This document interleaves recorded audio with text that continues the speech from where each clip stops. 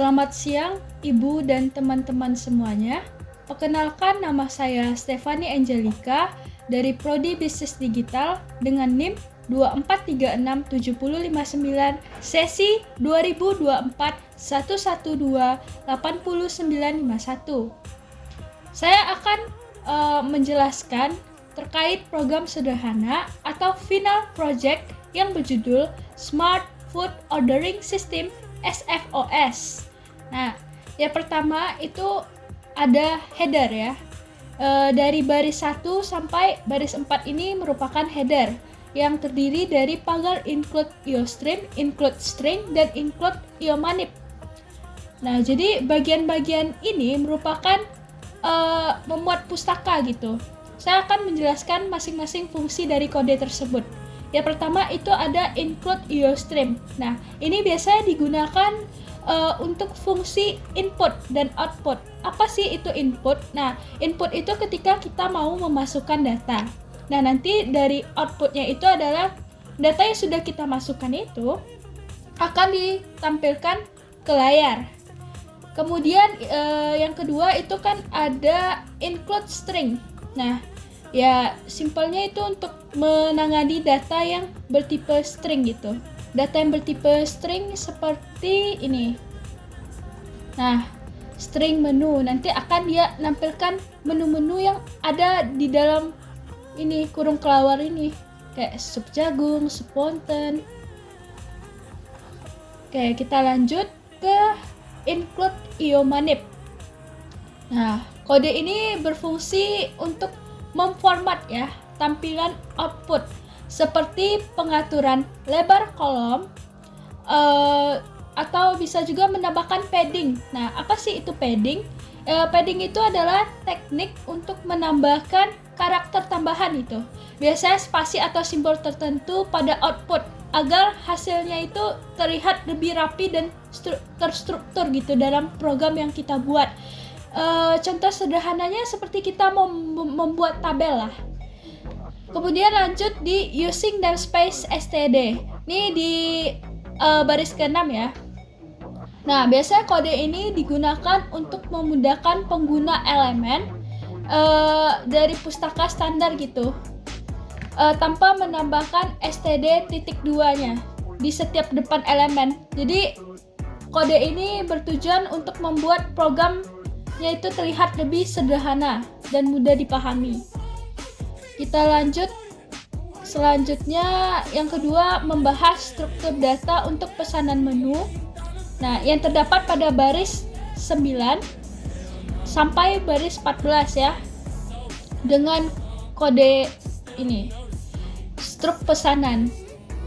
Struk pesanan itu biasanya akan membuat untuk informasi pesanan gitu. Nih ada string nama makanan, in jumlah, double harga. Nah, jadi kode atau sintak program ini struktur yang memiliki fungsi untuk menyimpan informasi pesanan, termasuk nama makanan, jumlah yang dipesan, dan harga per itemnya ya atau per menunya. Kemudian kita bahas deklarasi fungsi. Nah, seperti yang pada baris 17 sampai 20 ya. Kan ada kode void tampilkan menu, void tampilkan struk, double hitung total harga, double hitung diskon. Nah, oke, saya akan menjelaskan kode-kodenya. Untuk tampilkan menu itu biasanya digunakan untuk menampilkan daftar menu ya dan menerima pesanan. Untuk tampilkan struk ini dia digunakan untuk menampilkan struk belanja pelanggan nantinya. Nah, yang hitung total harga itu digunakan untuk menghitung total harga semua pesanan, dan untuk hitung diskon di baris 20 ini digunakan untuk menghitung diskon jika total harga lebih dari 100.000. Nah, akan mendapatkan diskon. Kita lanjut ke fungsi main and count yang terdapat pada baris 22 sampai baris 32. Oke. Kode fungsi count itu biasa untuk menampilkan kalimat yang dibuat ya, seperti pada contoh kode di atas. Yang ini, Nah, kalian bisa lihat ya, ada tulisan selamat datang di Fung Fan Chinese Food 100% halal. Nah, nanti akan ditampilkan itu tulisan atau kalimat tersebut ke program yang telah dibuat. Kemudian ada dekalasi array, variabel keranjang berfungsi untuk menyimpan pesanan atau menu dengan maksimal 50 pesanan atau menu ya. Nih, pesanan keranjang ada angka 50, berarti maksimalnya itu 50. Ada kode seperti string, metode pesanan, metode ambil, dan juga ada alamat rumah, nomor HP. Nah, itu fungsi-fungsi kode string tersebut akan menyimpan metode pemesanan, metode pengambilan, dan juga ada alamat rumah, nomor HP pelanggan.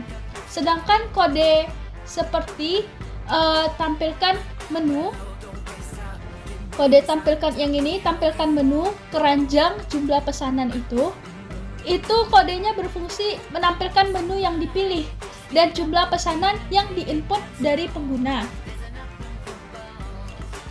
Kita lanjut ke pemilihan metode pemesanan yang terdapat pada baris 33 sampai 70. Oke.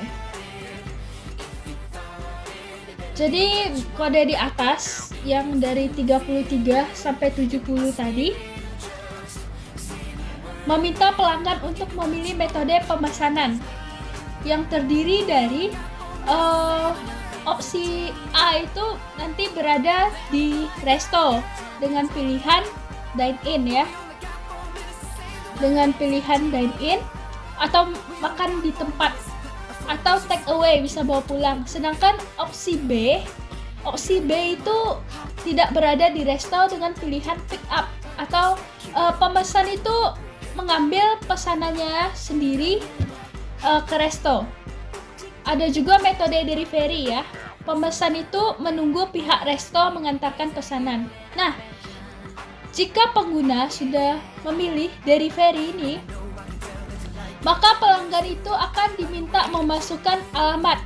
Seperti kode yang Anda lihat ini, dia count, masukkan alamat pengiriman. Berarti nanti dalam program ditampilkan masukkan alamat pengiriman. Kemudian jika pengguna memilih metode pick up, maka pengguna akan diminta memasukkan nomor HP. Bisa kalian lihat di sini ya. Jika metode ambil sama dengan pick up, count, masukkan nomor HP Anda. Jadi ketika kita memilih pick up, maka yang ditampilkan itu adalah masukkan nomor HP. Pengguna itu harus memasukkan nomor HP. Kita lanjut ke fungsi tampilkan menu yang terletak pada baris 89 sampai baris 121 ya.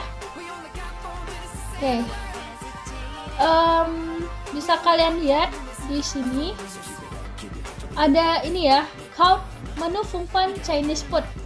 Nah, seperti yang sudah saya bahas tadi, count itu kan fungsinya untuk menampilkan kalimat. Jadi nanti di program itu ditampilkanlah kalimat menu Fung Fan Chinese Food ini.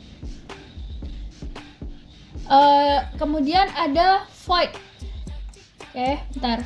Void tampilkan menu, string menu dan input harga ya. Nih, in harga. Berfungsi untuk menampilkan daftar menu makanan atau minuman beserta harganya. Makanan, minuman, dan juga harganya ini. Kode yang menggunakan code itu untuk tampilkan kalimat. Nah, untuk code set fill, ref, write ini, semua ini itu untuk tabel ya, untuk membuat tabel.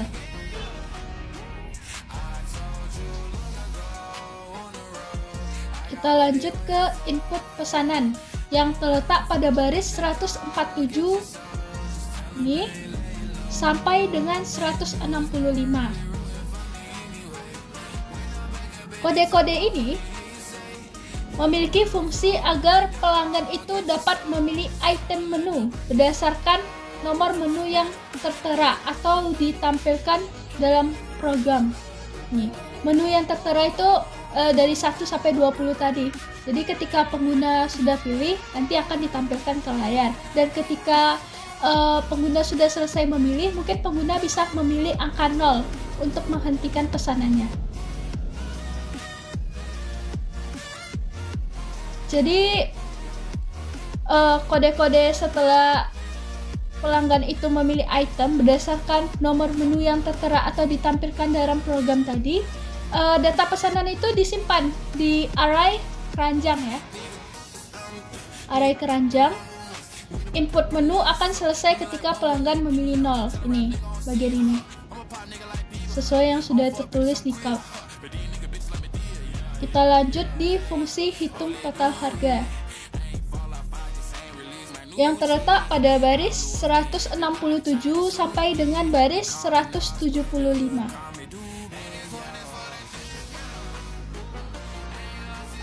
Ini ada double hitung total harga pesanan keranjang in jumlah pesanan. Nah, kode-kode di atas ini berfungsi untuk menghitung total harga semua pesanan. Nih, total harga ya, sudah tertulis di pada baris 166. Total harga semua pesanan dengan menggunakan perhitungan perkalian. Ya, sesuai rumus ya yang terdapat pada baris 171. Nah, jadi nanti dikali antara jumlah item dengan harga satuannya. Kita lanjut pada fungsi hitung diskon yang terletak pada baris 177 ini sampai dengan baris 184 ya. Nih, yang ini bagian ini. Oke, kode-kode di atas ini berfungsi untuk memberikan diskon pada total harga yang akan dibayar pemesan nantinya. Jadi jika total harga itu lebih dari 100.000 seperti yang terdapat pada 178 ya, if total harga lebih besar dari 100.000, nah maka pelanggan itu akan mendapat diskon sebesar 10%. Jika pembelian tidak lebih dari 100.000 maka diskon adalah 0. Karena yang dapat 10% hanyalah yang di atas 100.000 pembeliannya. Kita lanjut pada fungsi tampilan struk. Oke, ini terletak di bagian ini ya, untuk struknya.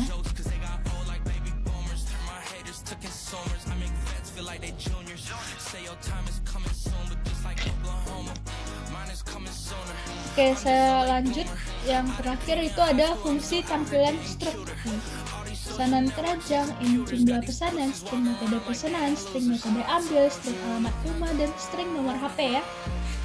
Nah, fungsi kode ini semua ini ya, fungsi kode ini untuk menampilkan informasi semua pesanan. Informasi semua pesanan, menghitung subtotal, diskon, biaya pengiriman jika ada, jika misalnya pengguna itu memilih metode delivery, dan total akhir. Jika metode pengiriman adalah delivery, maka terkena biaya tambahan sebesar 15.000. Nah, untuk yang di bawah ini seperti count, left, SW ini dari baris 191 sampai dengan baris 202 ini ya. Ini fungsi untuk tabel nantinya agar terlihat programnya itu lebih rapi, tersusun ya. Ini merupakan hasil program yang berisi tabel menu. Ini ketika kita memilih opsi berada di resto dengan memilih pilihan dine-in. Yang kedua, ketika kita memilih pilihan take away. Selanjutnya ini opsi tidak berada di resto ketika kita memilih pilihan pick up. Opsi ini ketika kita memilih pilihan delivery. Oke, jadi di sini kalian bisa lihat ya, ini tabel menu 20 menu yang terdiri dari makanan, minuman. Nah, kalian bisa pilih dari 1 sampai 20. Ketika kalian mengetik 0, berarti itu udah berhenti, tidak memilih menu lagi. Oke, di sini saya memilih menu nomor 1, 9, dan 20 ya. Lalu metode pesanannya itu tidak berada di resto dan pengambilannya itu dari ferry. Jadi ketika dari ferry ini nanti akan dikenakan biaya sebesar 15.000. Nah, muncul seperti ini di struknya. Nah, saya akan menjelaskan juga penerapan prinsip-prinsip pemrograman modular yang baik dalam masalah nyata seperti program Smart Food Ordering System atau disebut SFOS. Ini. Jadi, apa itu program modular? Nah, pemrograman modular itu adalah pendekatan pengembangan program yang memecah masalah menjadi bagian-bagian kecil agar lebih mudah dipahami, dirancang, dan dikelola. Jadi, berikut adalah analisis terkait penerapan prinsip-prinsip pemrograman modular dalam program SWOS atas. Ya. Yang pertama itu ada mendekomposisi masalah ke dalam sub-sub masalah. Program yang dibuat sebagai final project ini yaitu Smart Food Ordering System SFOS telah berhasil dibuat ya untuk membagi permasalahan umum menjadi beberapa submasalah yang lebih kecil gitu dan spesifik. Hal ini bertujuan untuk memudahkan dalam memecahkan masalah. Contohnya, penanganan menu makanan dipisahkan ke dalam fungsi tampilkan menu. Hal ini berfungsi untuk mengelola daftar menu dan pengisian keranjang pesanan secara terpisah. Kemudian, perhitungan total harga diwakilkan dengan fungsi hitung total harga, sehingga logika kalkulasi atau perhitungan tidak tercampur dengan logika lainnya yang fokus ke fungsi hitung total harga itu sendiri. Yang ketiga, itu ada fungsi menampilkan ya struk pembelian yang dipisahkan ke dalam fungsi tampilkan struk yang mengatur format keluaran dan memanfaatkan fungsi lain seperti hitung diskon untuk menyederhanakan tugasnya. Kesimpulan yang didapat itu, pembagian ini menunjukkan bahwa masalah besar seperti mengelola pesanan restoran telah dipecah menjadi sub-masalah yang lebih terfokus dan dapat dikelola secara terpisah. Yang kedua, itu ada menyusun fungsi-fungsi atau modul dalam membangun aplikasi sederhana. Nah, fungsi-fungsi atau modul dalam membangun aplikasi di program Smart Food Ordering System ini tentunya memiliki tujuan yang jelas ya. Nah, saya akan menjabarkan dengan rinci penjelasannya. Yang pertama tadi terdapat tampilkan menu tadi. Tampilkan menu yang bertanggung jawab untuk mencetak menu dan menerima pesanan dari pengguna. Kemudian ada hitung total harga. Nah, dan hitung diskon ya. Berfungsi untuk menangani perhitungan yang lebih spesifik. Kemudian ada tampilkan struk. Tampilkan struk itu berfokus pada pencetakan struk pembelian. Nah, pemisahan ini memastikan bahwa setiap fungsi itu memiliki tanggung jawab dan tujuan masing-masing. Nah, prinsip single responsibility yang membuat kode lebih mudah diperbaiki atau diubah tanpa mempengaruhi bagian-bagian lainnya. Yang ketiga, itu dapat menentukan kopling sebagai parameter fungsi yang menyusun program aplikasi sederhana ini ya. Tadi yang seperti udah saya jabarin, tadi kan kodenya terdapat keranjang dan jumlah pesanan ya. Digunakan sebagai parameter utama untuk mengirim data pesanan ke berbagai fungsi. Nah, seperti tampilkan menu, hitung total harga, dan tampilkan struk. Nah, dengan pendekatan ini, data pesanan definisikan satu kali di main dan kemudian diteruskan ke fungsi-fungsi lain. Kemudian ada metode pesanan, metode ambil, alamat rumah, dan nomor HP dikirim sebagai parameter ke tampilan struk untuk memastikan informasi tambahan dapat dimanfaatkan tanpa memerlukan variabel global atau variabel yang di luar fungsi. Jadi kesimpulannya itu, coupling antar fungsi dilakukan dengan cara data coupling, di mana hanya data yang relevan yang dikirim antar fungsi. Hal ini membantu fungsi-fungsi tidak saling bergantung pada detail internal fungsi lainnya. Kemudian yang keempat ada menjelaskan konsep-konsep dan prinsip pemrograman modular dalam aplikasi atau program sederhana yang mencerminkan beberapa konsep penting dalam pemrograman modular.